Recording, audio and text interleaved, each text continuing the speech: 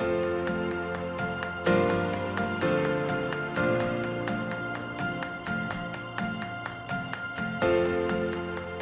bien, bonjour et bienvenue à tous au Salon naturel en Vercors, conjointement organisé par l'Office du tourisme de Villard-de-Lans et le magazine Naturel. Donc, pour ceux qui ne connaissent pas le magazine, Naturel est un magazine de santé naturelle et de bien-être. Et nous ouvrons le bal ce soir avec nos deux conférenciers de renom de la région. Docteur Dransart, un grand ponte de la santé naturelle à Grenoble depuis des années-lumière, on le présente ici, et Pascal Millier, docteur en pharmacie, une des plus grandes expertes françaises en fleurs de bac, plus précisément en élixirs floraux, pour parler plus largement, et tous deux rédacteurs également du magazine Naturel. Et donc, pour vous le rappeler aussi, bien sûr, je vous parle forcément du magazine Naturel. Il a la particularité d'être rédigé par des professionnels de santé naturelle. Donc, pour vous les présenter plus en détail, Dr Philippe Dransart, donc médecin, homéopathe, phytothérapeute et auteur de nombreux ouvrages à succès sur le langage de la maladie. Il est aussi enseignant à l'école d'homéopathie Dauphiné-Savoie. Il participe activement à divers groupes d'études et de réflexion sur l'homéopathie et ses remèdes. Il anime également des formations ouvertes aux médecins ainsi qu'au personnel de santé. Pascal Millier, docteur en pharmacie, diplômé en alimentation, santé, micronutrition, fleurs de bac et élixirs floraux contemporains, préparatrice cueilleuse pour le laboratoire d'Eva et enseignante en florithérapie au sein de l'Institut Cassiopée. Elle assure la transmission des connaissances acquises de différentes façons, ateliers, conférences, congrès, thérapeuticum et livres. Donc voilà, donc ils vont se présenter voilà, aussi à leur façon. Et donc le thème de la conférence de ce soir en duo est à la recherche du sens. Merci beaucoup Martine pour ton invitation. Merci à vous tous d'être venus ce soir. Merci à mon fan club d'Eva que je vois là à gauche. Et je suis ravie de partager ce moment avec toi Philippe, que je connais depuis que j'ai succédé à Philippe Deroy à la direction du laboratoire d'Eva. J'ai tous tes livres, j'ai beaucoup d'admiration pour le médecin, pour l'homme, humaniste, humble. Et je te propose de nous dire en quelques mots comment tu en es venu à te poser cette question essentielle du sens. Eh bien, merci Pascal. Effectivement, nous nous sommes rencontrés, ça fait peut-être bien une dizaine d'années maintenant, un peu plus, à l'époque où tu venais de prendre la direction du laboratoire d'Eva.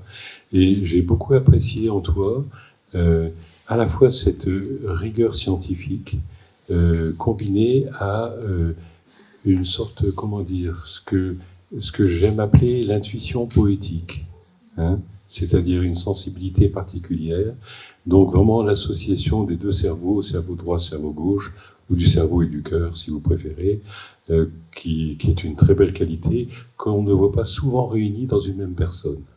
Voilà, donc je tenais à le dire. Et puis je vais répondre bien sûr à ta question, mais voilà, je souhaitais le dire en préambule. L'idée que la maladie est un mal-à-dire date quand même d'un bon demi-siècle maintenant, un peu plus, et je l'ai rencontrée quand j'étais étudiant en médecine, en lisant les livres de Marie Cardinal, Les mots pour le dire, cette femme qui avait exposé, comment dire, que c'était une sorte de biographie dans laquelle elle faisait part du lien entre ses symptômes physiques et ses émotions. Donc j'étais déjà un petit peu sensibilisé à la question quand il est arrivé un drame personnel qui m'a touché, mais qui en même temps a contribué à un certain éveil de conscience. Ce drame, c'est le décès de ma mère. Ma mère en mai 68, a eu très peur de ce qui se passait. Elle pensait que c'était la révolution. Elle pensait qu'elle allait tout perdre. C'était même, comment dire, je ne vais pas dire pathologique, mais c'était d'autant plus étonnant que nous habitions une petite maison dans un cadre comme celui de Villard-de-Lans, donc à la campagne, avec les oiseaux, les fleurs, c'était le mois de mai. Et pendant ce temps, elle avait l'oreille collée à la radio en écoutant les manifestations à Paris, et je la sentais vraiment paniquée. 3 mois après, on lui a découvert un cancer fulgurant du pancréas. Le pancréas, qui est une glande connue, qui est un peu la glande du lien, si vous voulez, c'est un peu le cordon ombilical.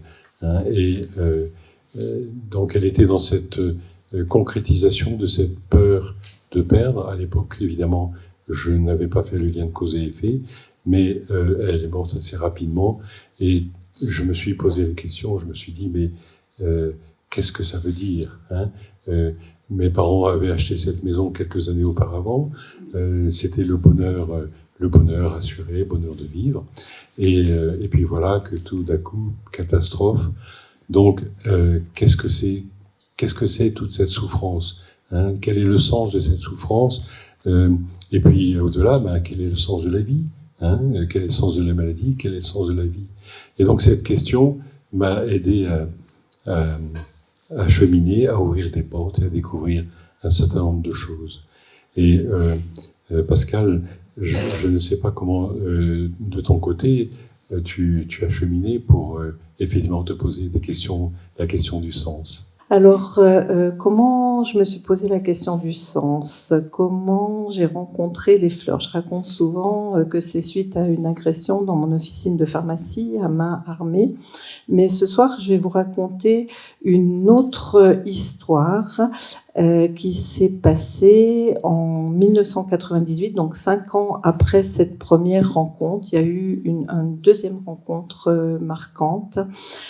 C'est que nous sommes partis, toute la famille, donc mon mari est parti enseigner pour 1 an en Angleterre, et toute la famille a déménagé, nos 4 enfants jeunes qui n'avaient jamais fait d'anglais. Et il se trouve que le 3e, qui, comme par hasard, s'appelle Maxence, est invité à chercher un maximum de sens, a commencé à faire une première otite alors qu'il n'en avait jamais fait. Il avait 7 ans, et puis une 2e, et puis une 3e, je précise tout de suite, soignée tout à fait conventionnellement, par un médecin anglais que nous n'avions pas choisi, et qui, au 3e rendez-vous, m'a regardé droit dans les yeux et m'a dit: est-ce que vous ne pensez pas que cet enfant, il essaye de nous dire quelque chose, que ses oreilles sont en train de nous dire qu'elles n'en peuvent plus de tous ces sons étrangers, qu'elles sont à saturation, et cet enfant de nous dire qu'il a du mal à s'adapter, et en plus je le trouve un peu timide d'un type de fleur, et là il me propose 3 fleurs de Bach. Croyez-moi ou pas, hasard ou pas, il n'a plus fait une seule otite. Et ma curiosité aidant, j'ai couru, ou plutôt j'ai conduit jusqu'au centre Bach à Mount Vernon, en Angleterre, et j'ai fait tout le parcours d'apprentissage des fleurs de Bach. Et puis après, il y a eu les fleurs contemporaines, et c'est un chemin sans fin que de chercher le sens. Merci. C'est vrai que ce sont souvent des événements de vie, et souvent des événements qui nous interpellent, enfin qui nous mettent un peu en difficulté. Hein. Un enfant qui a une otite, ça nous met quand même en difficulté. C'est ça qui effectivement nous amène à chercher des solutions et à découvrir des solutions. Hein. Quand nous n'avons pas de réponse, tant que nous ne nous posons pas de questions, et tout ce qui nous pose question nous aide à avancer. Alors, la question du sens, c'est un petit peu complexe parce que le mot sens lui-même a plusieurs sens. Hein. On peut l'entendre comme une signification. Hein. Quel est le sens de ce qui m'arrive? Hein. Est-ce que ça a une signification? Qu'est-ce que ça vient me dire? Qu'est-ce que la maladie cherche à me dire. Et puis, le sens, c'est aussi une direction. Hein, donc, quand on parle d'une direction, ça va vers quelque part, comme s'il y avait un but, hein, comme s'il y avait une finalité. Est-ce que ce qui nous arrive aurait une finalité? Hein, nous nous attachons beaucoup à comprendre les causes, nous nous attachons moins à comprendre la finalité, et pourtant les deux sont complémentaires. Et puis peut-être un jour je vous en parlerai, mais il faut que ça mûrisse. Il y a aussi le sens giratoire. Le sens giratoire, vous savez, cette idée de Raymond DeVos, hein, vous rentrez dans un rond-point, vous ne trouvez pas la sortie. Mais c'est ce que nous faisons quand nous tournons en rond autour de nos questions sans réponse, hein, et que nous essayons de comprendre, et puis la réponse ne vient pas. Voilà.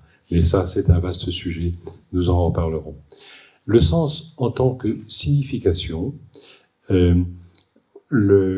qui se dit dans le corps à travers nos sensations et nos lésions est un peu comme une métaphore de notre ressenti émotionnel. Je pourrais vous citer par exemple l'histoire de Gérard, qui est un cadre commercial d'une bonne quarantaine d'années, qui s'entendait bien avec son manager, son patron, et son patron devait normalement faire un voyage au Canada dans les semaines qui suivaient, les semaines ou les 2 mois qui suivaient, et il avait proposé à Gérard de l'accompagner, non seulement pour le travail, mais aussi pour le plaisir, pour le tourisme.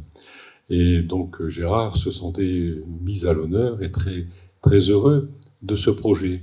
Sauf qu'entre-temps, une jeune et ravissante stagiaire a été embauchée par le patron, hein, plutôt jolie, et il se trouve que dans la semaine qui a précédé le départ, eh bien c'est elle qui a été promue, qui a été choisie pour accompagner le patron de Gérard au Canada, hein, donc dans ce beau pays.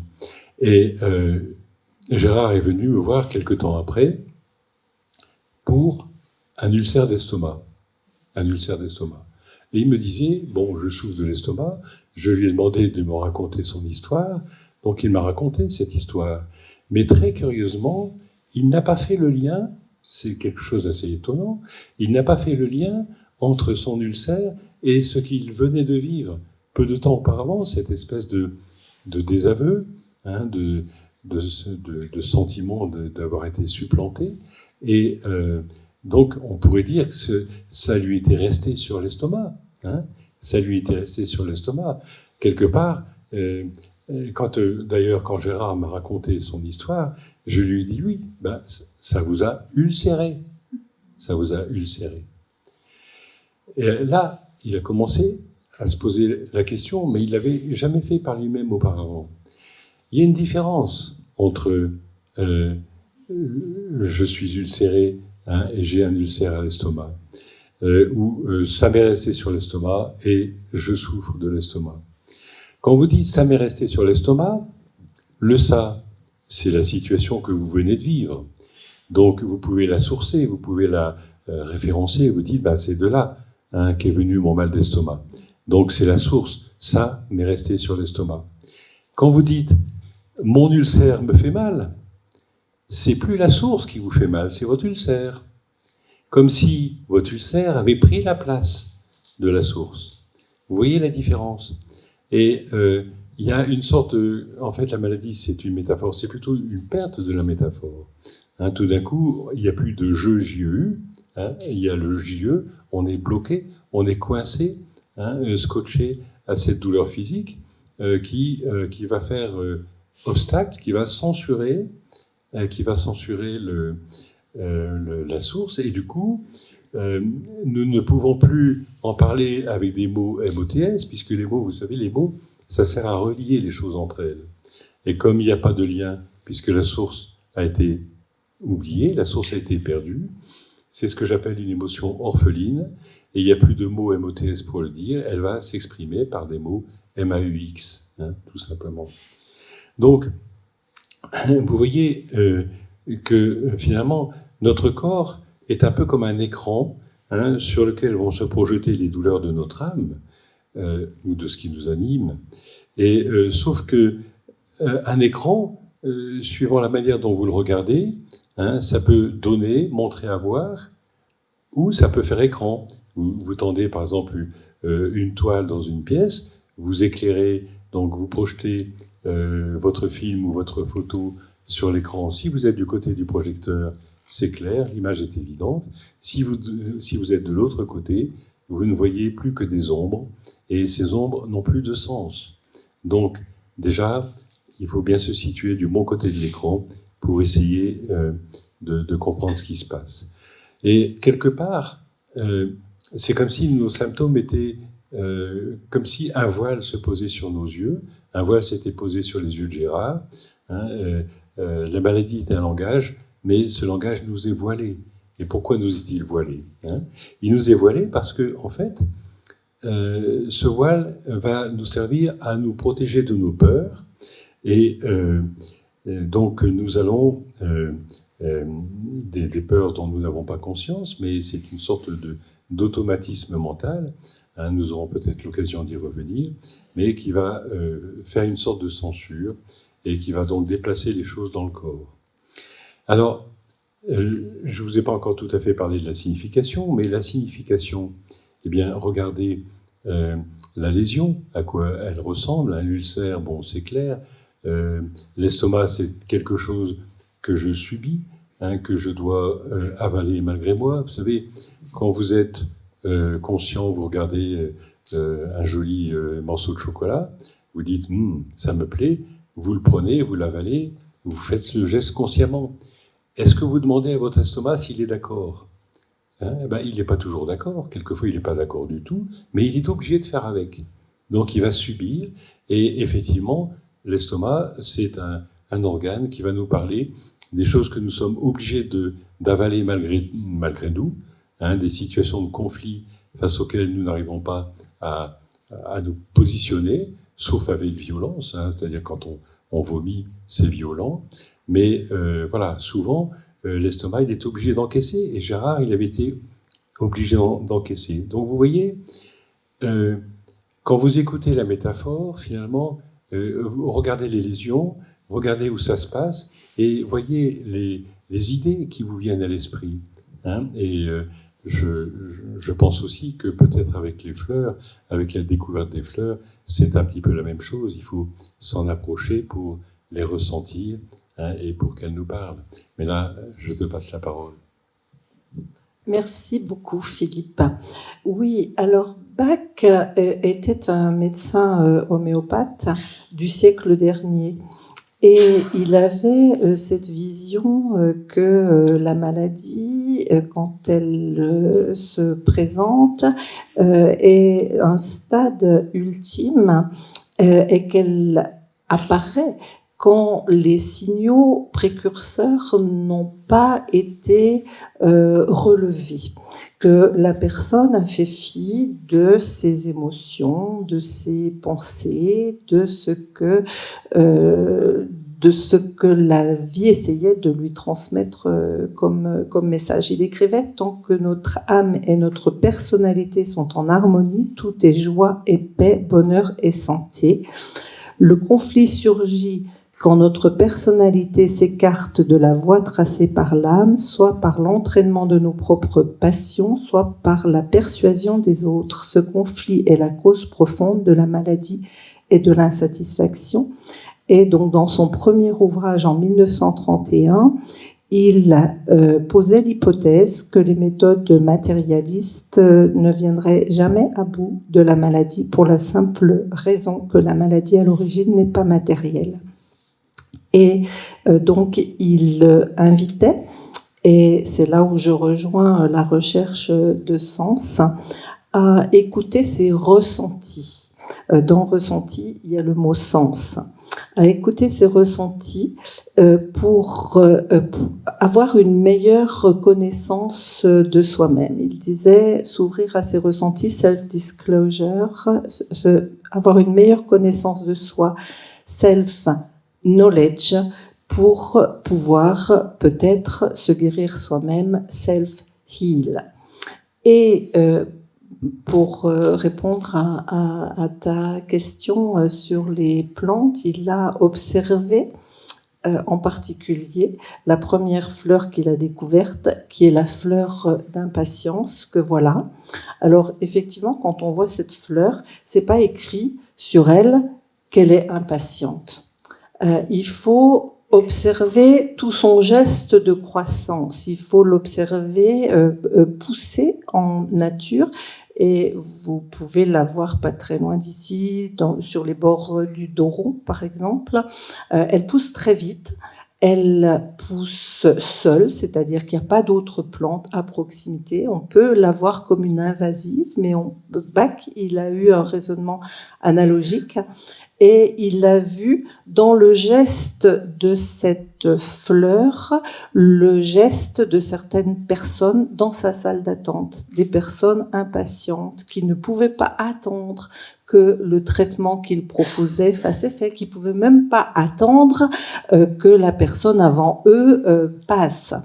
Et c'est comme ça qu'il a fait ses premières découvertes et fait sa première préparation en tant qu'homéopathe de trituration de fleurs d'impatience qu'il a administré à un homme, à une femme, à un enfant qui avaient des pathologies différentes, mais qui avaient en commun d'être impatients.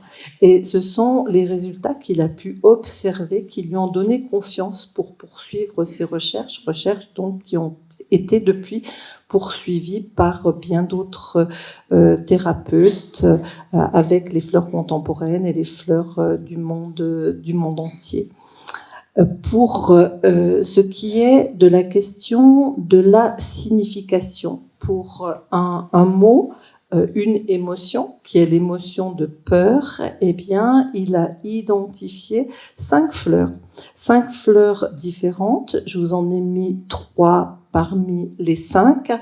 Vous voyez que les fleurs ne se ressemblent pas. Mimulus et Lianthème, qui sont des fleurs solaires, qui invitent à prendre conscience d'une peur connue, qui va se manifester différemment selon que c'est Mimulus ou Roc-Rose et Lianthème qu'on va bientôt voir, j'espère, quand on aura un peu de soleil, dans le Vercors.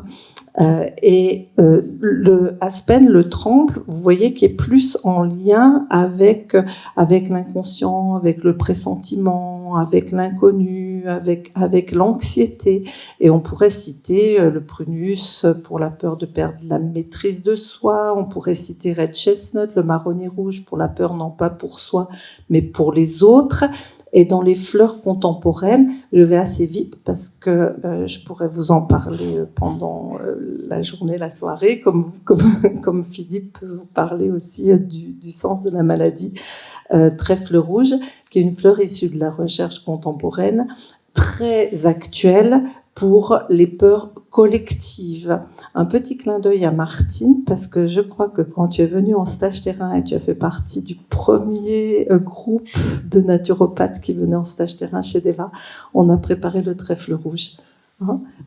Voilà, et le trèfle rouge qui nous permet de ne pas céder à la peur transmise par tous les médias, entre autres. Et Nénuphar, c'est un exemple parmi d'autres pour la peur de manquer. Vous voyez qu'il y a une signature dans ces fleurs qui est manifestement différente, et c'est cette théorie des signatures qui a été élaborée par un grand médecin alchimiste du nom de Paracels, qui sert de base à la compréhension de tout le système floral.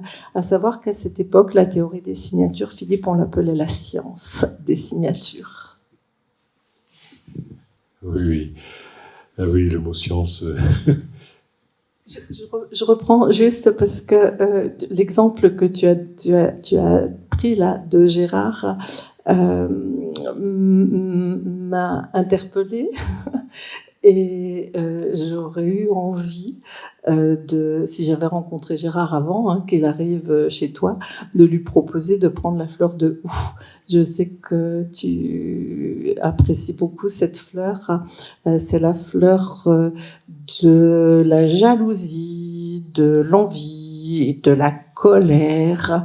Et on lit la colère dans les feuilles, vous voyez en haut, les feuilles avec leur piquant, puisqu'on regarde, même si on prend que les fleurs pour préparer un élixir floral, on regarde bien entendu toute la plante. Et vous voyez que en dessous, je vous ai mis les feuilles sans piquant.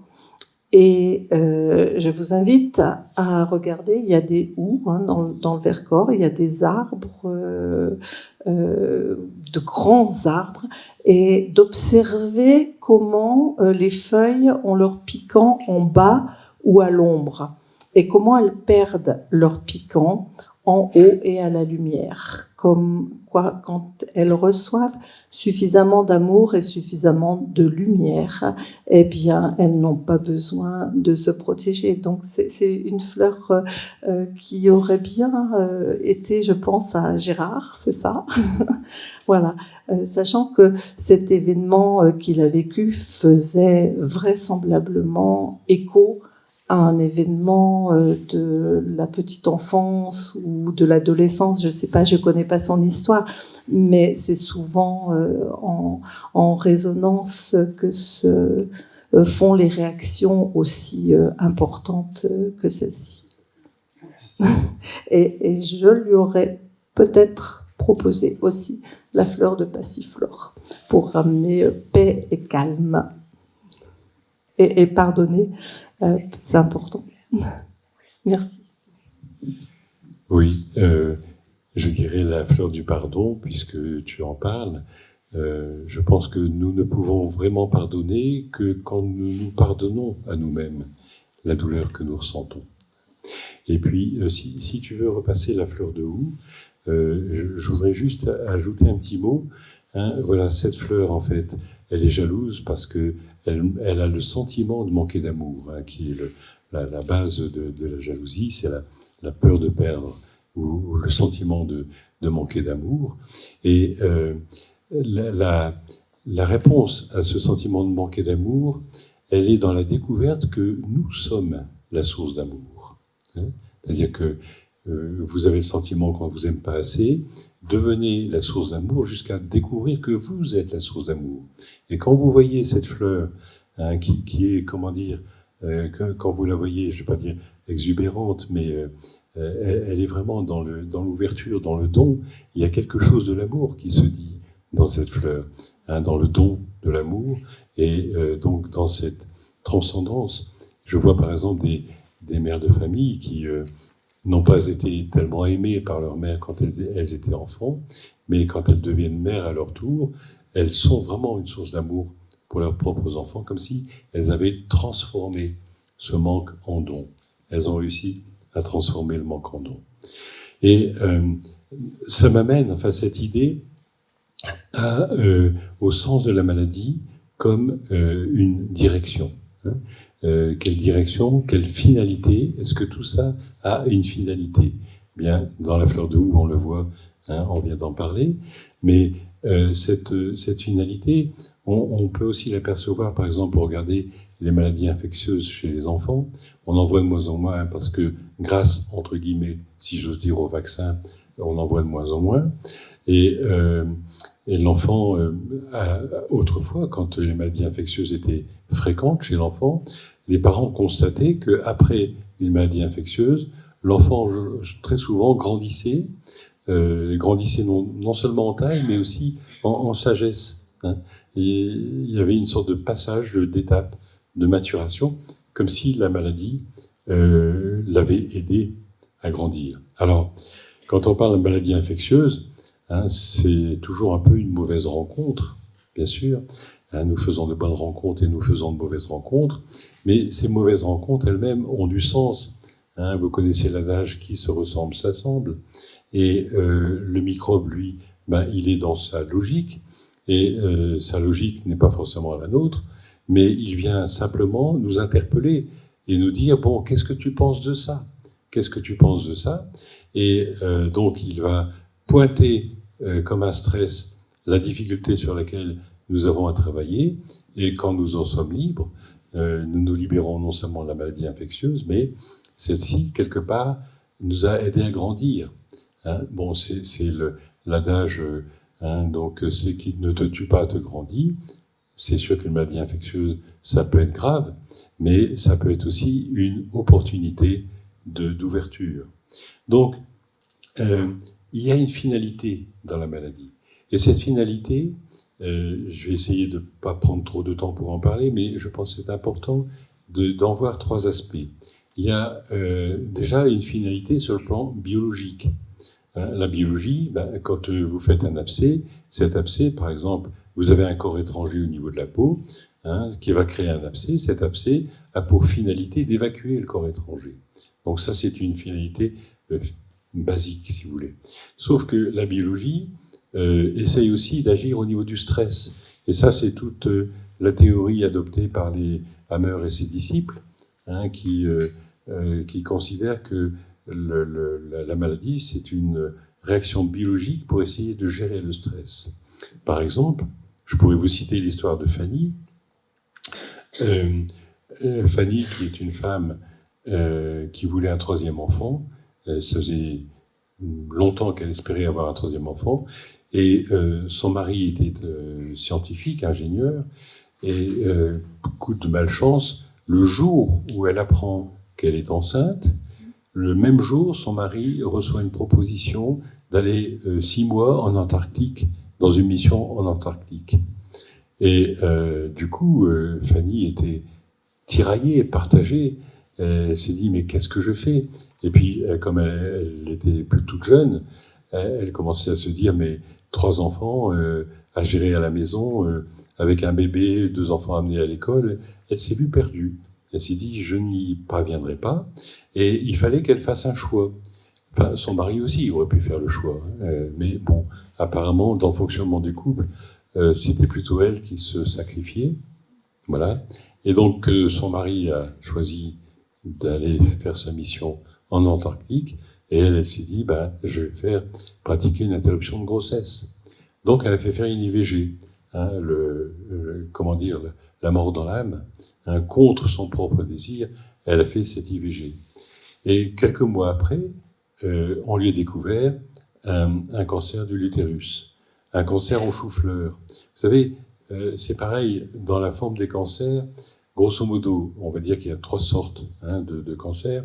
Ceux qui se développent en chou-fleur, qui sont un peu là comme pour prendre de la place, comme pour compenser un chagrin. Il y a ceux aussi qui se développent en ulcère, qui sont là plutôt comme une sorte de colère qui nous ulcère. Et puis ceux qui se développent en nappe, qui sont là comme pour nous protéger, quelque chose dont nous cherchons à nous protéger. Vous voyez que l'apparence que prend la lésion peut nous renseigner sur la nature du ressenti de la personne. Si on fouille les choses dans le détail, on est très surpris de voir ces corrélations. Donc, Fanny a vu ce cancer au chou-fleur se développer dans son utérus, et on pourrait dire, comme le font les adeptes, les partisans de cette théorie, que le chou-fleur venait remplacer l'enfant manquant. Il y a un enfant manqué, et donc le cancer est venu à la place de cet enfant. Mais on peut le voir aussi sur un plan psychologique. Il y a une finalité psychologique également.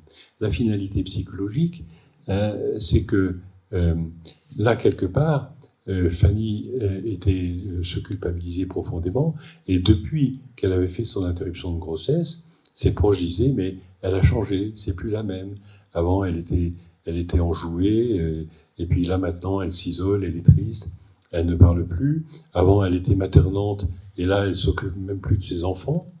Donc, il y a un virage complet, et comme une sorte de révolte qui venait se dire dans son corps. Donc, si vous voulez, d'un côté, elle se culpabilisait consciemment, mais de l'autre, la révolte dont elle n'avait pas conscience s'inscrivait dans le corps. Elle était révoltée contre la situation, elle était révoltée contre son mari, sans le dire, sans même en avoir conscience. Et cette révolte venait se dire au niveau de l'utérus, comme une expression au niveau de ce qui, dans la région qui l'avait blessé.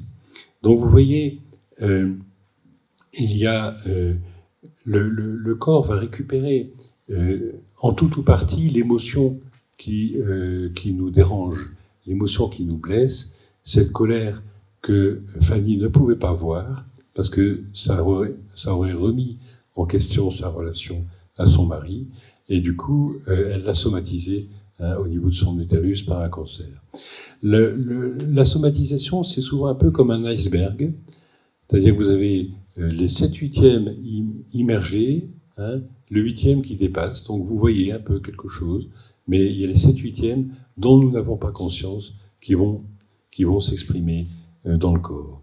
Et c'est d'autant plus, comment dire, il faut le savoir ça, parce que je me souviens d'un malade que j'avais suivi autrefois, un paysan qui vivait seul, qui était plus ou moins déprimé, et puis un jour il s'est retrouvé avec une sciatique aiguë, à ne plus pouvoir bouger, et c'était vraiment une sciatique que je n'arrivais pas à le soulager. J'avais essayé l'homéopathie, l'acupuncture, sans résultat.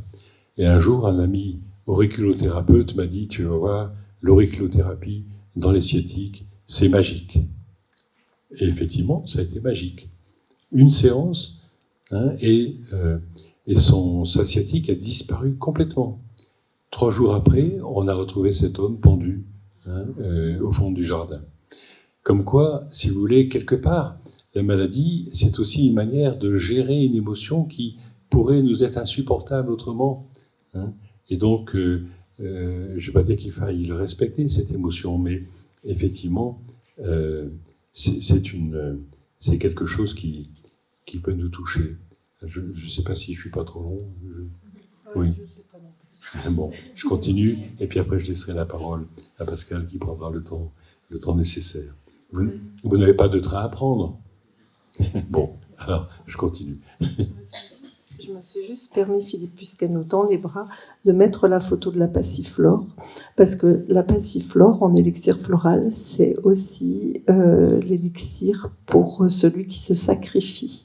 On a parlé de pardon tout à l'heure, de pardon à l'autre, de pardon à soi-même, et du coup, voilà, c'est pas du tout fait exprès, mais là, la passiflore, elle me parle bien pour Fanny. Merci. Donc, la maladie va chercher quelque part à absorber l'émotion pour protéger notre identité, notre sentiment d'identité, l'image que nous avons de nous, pour que cette image que nous avons de nous ne soit pas complètement déchirée, ne se sente pas complètement déchirée. Et le stress qui nous rend malade prend quelquefois la forme d'une simple parole. Je me souviens de Michel qui était donc...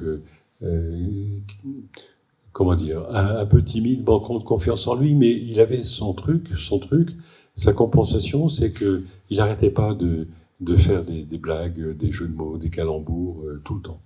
C'était sa manière d'échanger avec les autres, et derrière ce côté un peu bout en train qui pourrait évoquer les grands moines, il y avait une souffrance profonde, qu'il essayait de masquer. Et un jour, dans une réunion de famille, son frère l'a repris en lui disant « Écoute, tu nous casses les pieds avec tes blagues à la... C'était une simple parole, mais si vous voulez, cette parole est venue à un moment important, et Michel s'est senti désavoué dans son système de défense. Il avait un système de défense qui fonctionnait, et cette parole de son frère, tout d'un coup, paf, l'a complètement déstabilisé. Ça lui est resté là, les problèmes des paroles rentrées, des paroles qu'on n'arrive pas à dire, souvent peuvent se manifester par des nœuds au niveau pulmonaire. Et il s'est retrouvé effectivement avec un cancer pulmonaire. Et début de cancer pulmonaire, donc qu'il a soigné, mais qui est encore présent, quand il a fini par dire à son frère, tu sais, ce que tu m'as dit, ça m'a fait terriblement mal. Son frère, à ce moment-là, a pris conscience de la difficulté de Michel. Il s'en est excusé, ils se sont réconciliés, et à la suite de cette réconciliation, eh bien, les images radiologiques, petit à petit, ont commencé à décliner, et sa maladie, son cancer, a disparu. Hein. Bon, donc, vous voyez que ce que nous somatisons, ça a quand même aussi quelque part un peu de sens. Et puis, pour terminer cette histoire de finalité, il y a aussi quand même une finalité spirituelle. Hein. La finalité spirituelle, si on reprend par exemple l'histoire de Michel, ça l'a aidé, cette histoire, à prendre conscience qu'il avait quelque chose à dire. Ça l'a aidé finalement à reprendre place dans sa famille, à reprendre la parole, et donc à remonter un peu ce défi dans lequel il se retrouvait. Ça, c'est un mot de Shakespeare que j'adore, enfin le Shakespeare et le mot aussi surtout. C'est en toute situation mauvaise, il y a la quintessence d'un bien. Hein. Dans la quintessence, il y a du sens aussi, bien sûr. Voilà. Donc, si vous voulez, le stress, stress, c'est un mot d'origine anglaise qui signifie souligner, mettre le doigt sur, mettre l'accent sur, faire pression. Donc, on met le doigt sur quelque chose qui existe déjà. Et le stress, c'est un peu ce que j'appelle, au fond, le messager de l'âme. Le messager de l'âme, parce que il va nous inviter à prendre conscience d'une difficulté personnelle pour nous aider, enfin pour nous solliciter, pour nous amener à nous en libérer, pour aussi, nous éveiller à une part plus vaste de nous-mêmes. Je pourrais, si je ne suis pas trop long, le développement personnel, le sens de toutes ces choses, c'est un peu comme un escalier en spirale qui monte, et lorsque nous montons un escalier, nous prenons appui sur la marche horizontale qui est solide, nous prenons appui sur un ensemble de certitudes. Et imaginez que dans notre conscience habituelle, notre conscience de veille, nous avons notre conscience un peu au ras des pâquerettes, au niveau de nos pieds, gérer le quotidien, etc. Puis tout d'un coup, il y a la marche verticale qui se présente, la contre-marche, paf, le pied bute dessus. C'est l'événement, c'est la maladie, c'est tout d'un coup le défi. Qu'est-ce qui m'arrive ? Ça nous arrête. Et du coup, en fait, c'est une invitation à monter à l'étage au-dessus, pour nous décoller de nos croyances, de ce sur quoi nous prenions appui jusque-là. Donc, pour renoncer un peu à ces appuis, à nous ouvrir à une autre dimension de nous-mêmes, de notre manière de voir, de notre conscience des choses. Notre évolution se fait comme des marches d'escalier, un peu comme chez les enfants, c'est pareil. Vous voyez les enfants, quand ils évoluent par étapes. Et très souvent, il y a des phases de maturation qui se font par étapes. Et nous aussi, à l'âge adulte, on en est, dans le même schéma. Et souvent, les événements ou les maladies nous invitent à cette évolution. Et par rapport à ça, je fais un petit parallèle entre l'homéopathie et les élixirs floraux. Je dis l'homéopathie, c'est soigner le mal par le mal. C'est un peu comme si ça permettait de rendre la marche sur laquelle nous sommes appuyés, ça la rend un peu inconfortable, ce qui nous aide à nous en décoller. Alors que je dirais que les élixirs floraux, c'est plutôt la main tendue qui est déjà au-dessus, sur la marche supérieure, et qui nous tend la main pour nous dire « Allez, viens, c'est par ici que ça se passe. » Voilà. C'est une belle image, Philippe. Merci beaucoup. Merci pour ces exemples qui alimentent la vision avec les élixirs floraux que la voie des émotions nous montre la voie. Tu parlais de direction, de sens dans l'idée de direction. Eh bien, nos émotions nous invitent à nous diriger vers une conscientisation déjà que l'émotion est là. Et de quoi nous parle-t-elle? Parce qu'il ne suffit pas de conscientiser l'émotion. Je vais prendre un exemple. Dernièrement, dans un cours, j'ai eu un ensemble de thérapeutes qui avaient une assez grande expérience. Et je leur ai demandé de travailler sur l'émotion de tristesse. L'émotion de tristesse, eh bien, on a tous des réflexes quand on connaît les élixirs floraux, comme le châtaignier, comme la moutarde, le cafard qui nous tombe dessus sans raison apparente. Et j'ai été frappée par les réponses très diverses et pas forcément connues comme étant des réponses à la tristesse de ces thérapeutes. Je donne quelques exemples comme ça. L'un d'eux a cité la fleur d'alchimie argentée. Vous en voyez ici dans le Vercors des alchimies argentées et des alchimies communes. Une femme a cité justement l'alchimie commune. C'est quoi l'invitation pour ces personnes-là? C'était quoi? Pourquoi ils avaient choisi cette fleur? Et là, en travaillant, eh bien, l'homme a dit, moi, ça y est, je sais, j'ai été coupé de façon très précoce du lien avec ma mère. Et je sais que cette rupture précoce de lien est un handicap dans ma vie d'aujourd'hui d'homme pour nouer une relation amoureuse, sérieuse. Et cela me rend triste parce que j'aimerais que ce soit autrement. Et il avait tiré le fil pour aller travailler, lui, sur ce qui le rend, lui, personnellement, dans son histoire triste, et travailler avec l'alchimie argentée. Et cette femme qui a répondu l'alchimie commune, qui est presque la même fleur, sauf que la coupe est pleine. L'alchimie commune, elle représente l'archétype féminin, l'archétype maternel. Et cette femme, elle a pris conscience en citant l'alchimie commune que c'était ce qui la rendait triste, c'était pas sa nature d'être triste. Elle était triste depuis que les enfants avaient quitté la maison. Et ce qu'on appelle le syndrome du nid vide. Et elle savait qu'elle allait travailler à partir de ce jour-là avec la fleur d'alchimie commune dans tout son symbolisme.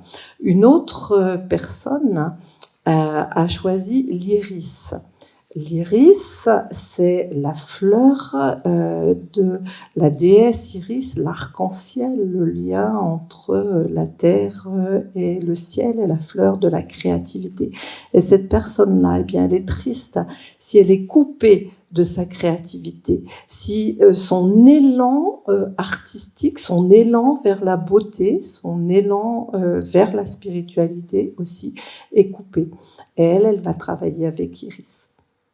Voilà, ça c'était un exemple qui m'est venu en t'écoutant, Philippe. Du coup, j'ai pas les photos de fleurs à vous montrer. J'en avais choisi d'autres en tant que direction.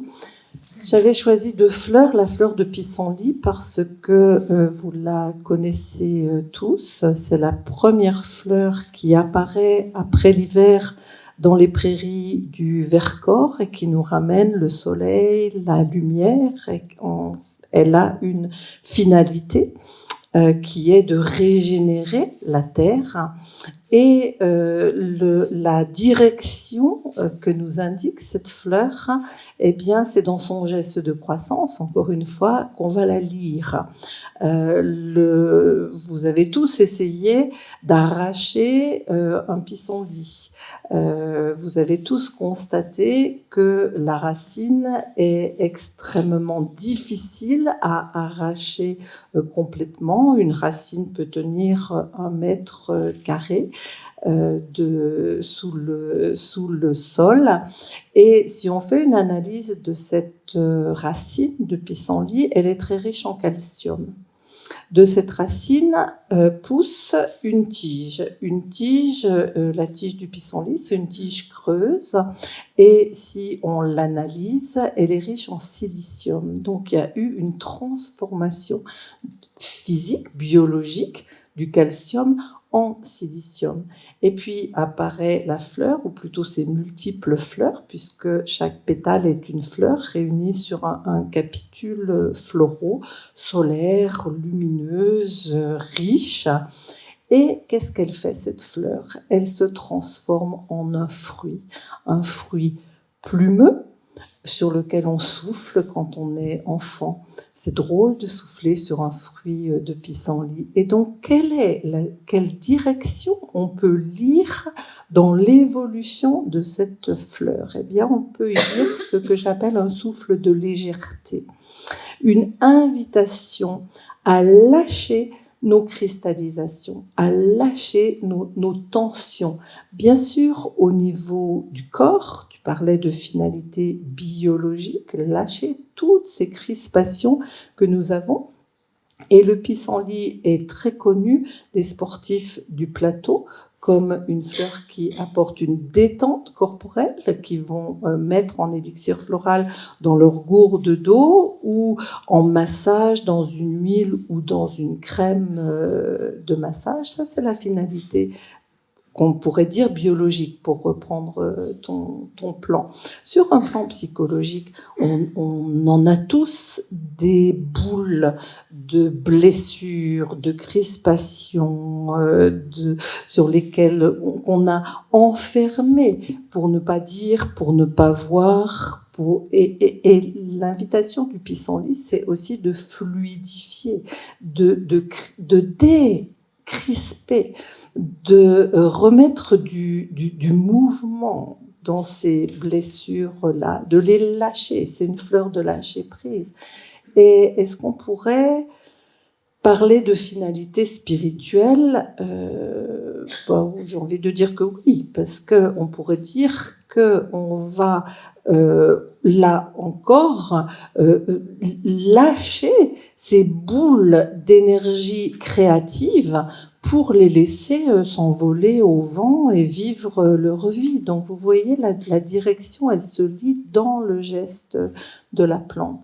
Alors, comme j'ai vu qu'il y avait un focus sur le sport, je me suis permis de mettre la slide sur le composé floral détente corporelle de Deva, qu'on appelle le PAP, pissenlit, arnica, poirier, parce que c'est un standard pour tous les sportifs, pour amener une détente à tous les niveaux d'ailleurs. Cœur de Marie, c'est un élixir qui est connu pour être l'élixir des blessures de cœur, des blessures sentimentales, des blessures affectives.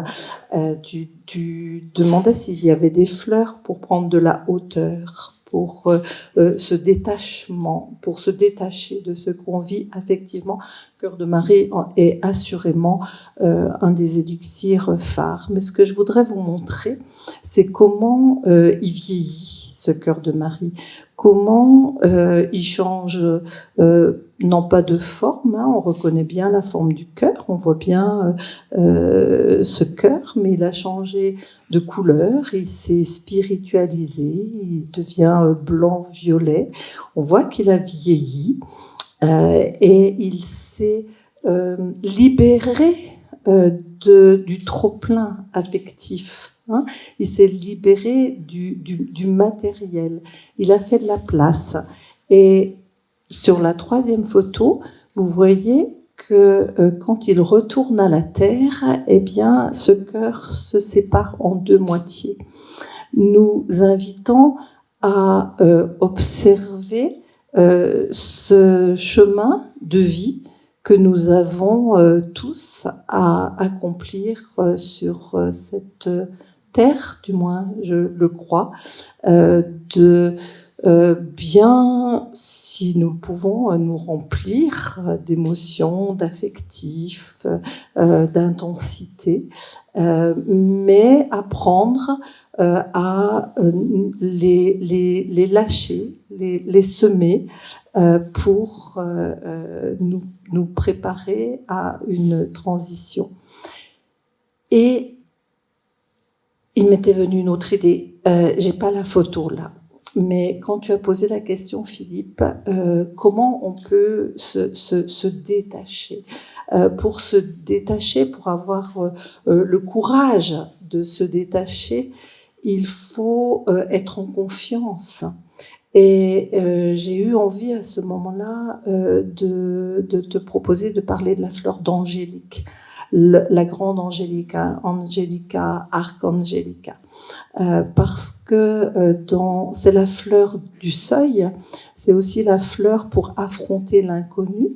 Et quand on commence à accepter de ressentir, et que de ce ressenti, on cherche à faire du sens, on ne sait pas ce qu'on va trouver derrière. Et l'angélique permet d'y aller en se sentant protégé, en sentant avec soi, autour de soi, en soi, les anges et les archanges. Voilà, j'ai eu envie de parler. Du coup, j'ai été peut-être un peu longue aussi. Comment est-ce qu'on continue ? Disons que toutes ces questions du sens. Alors, quand tu parles de l'angélique, je pensais aussi à l'étoile de Bethléem. Voilà, l'étoile de Bethléem qui est cette fleur magnifique à 6 pétales blanches. Donc, elle réunit toutes les couleurs. Et 6 pétales, ça vous fait penser à une étoile à 6 branches.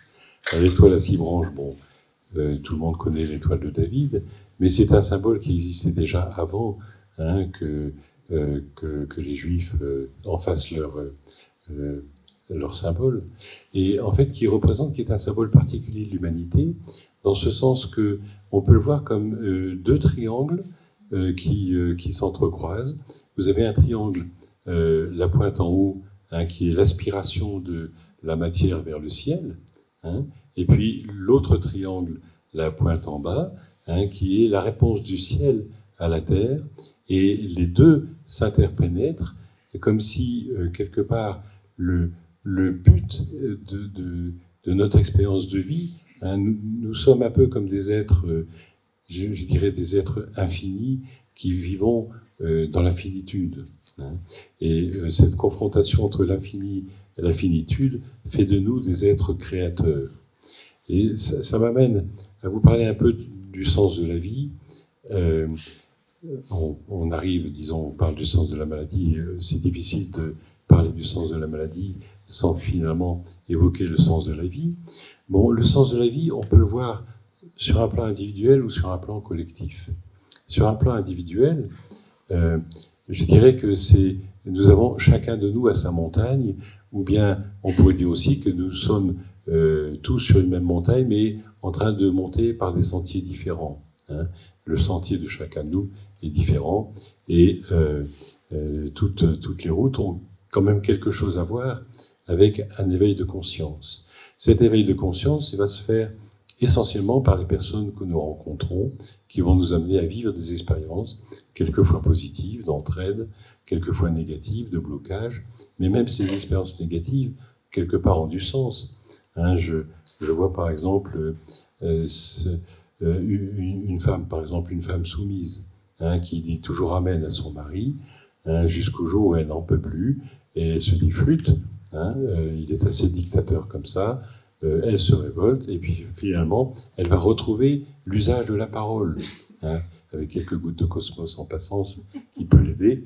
Voilà, elle retrouve l'usage de la parole, et elle peut effectivement se positionner par rapport à lui. Et de buis. Et de buis, oui, tout à fait. Et de buis également, qui permet de... Je me souviens à ce propos, une fois je cherchais une balle que mon fils avait perdue dans un buisson de buis. Je peux vous dire que c'est impénétrable. Hein, voilà. Bon, c'est pas taillé. voilà. Donc, le sens, comment dire, de la vie de cette femme, tout ce qu'elle vivait, c'était d'affirmer sa position de pouvoir, s'affirmer elle-même. Et je pense que chacun de nous, à travers notre vécu, nous avons ce que Paolo Coelho appelle un peu notre légende personnelle, hein, notre quelque chose d'une mission à accomplir. Et puis, je pense aussi qu'à travers cette histoire de l'étoile de Bethléem, l'humanité, en tant que tout, a aussi quelque part une mission à accomplir, hein, qui est effectivement de réaliser cette harmonie, hein, du ciel et de la terre, puisque nous avons en nous un peu des deux. Et j'ai envie de dire, puisqu'on parle un peu de spiritualité, que il se peut que l'expérience de l'humanité s'éclaire quand nous découvrirons que Dieu est celui qui regarde à travers chacun de nos yeux. Dieu est celui qui regarde à travers chacun de nos yeux. Donc, chacun de nous avec son regard particulier, son regard différent, sous un angle particulier.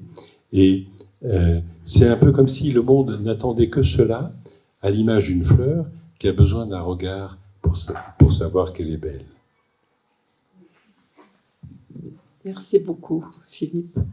Ta dernière phrase m'invite à citer Annick de Souzenel, qui, en conférence, disait, je l'avais noté et je l'écris pour ne pas la déformer, la moindre fleur est cette chose qui est en relation avec le Verbe qui la fonde, cette énergie divine qui lui donne son être, sa forme, sa couleur, son odeur, sa vertu. Et nous arrivons à la fin de cette conférence et nous avons choisi avec Philippe de vous faire le cadeau de ce texte qu'on a nous-mêmes reçu en cadeau le jour de Pâques d'une personne qui est dans l'Assemblée, donc je remercie, qui est ce texte magnifique d'Annick de Souzenel, 102 ans, à la recherche du sens. Le sens de la vie, c'est celui de l'amour. Il n'y en a pas d'autre. Être en vie, c'est adhérer à quelque chose qui va bien au-delà de ce que nous appelons la vie. On ne peut y aller que dans sa personne intime, en répondant par l'amour à ce qui nous est demandé.